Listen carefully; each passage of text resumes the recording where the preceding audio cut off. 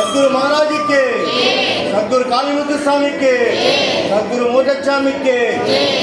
சொல்றது அப்படியே திருப்பி சொல்லுங்க.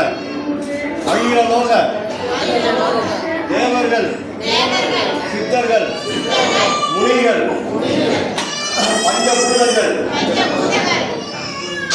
இயற்கை மூலிகைகள், ஜீவன்கள், அனைத்து தெய்வங்களின் சாபங்களும் நசிந்து வசிந்து சத்குருவின் பூரண அருளை பெற்று எல்லா வளமும் நலமும் பெற்று மகிழ்ச்சியாக வாழ இந்த பிரபஞ்ச சக்தியை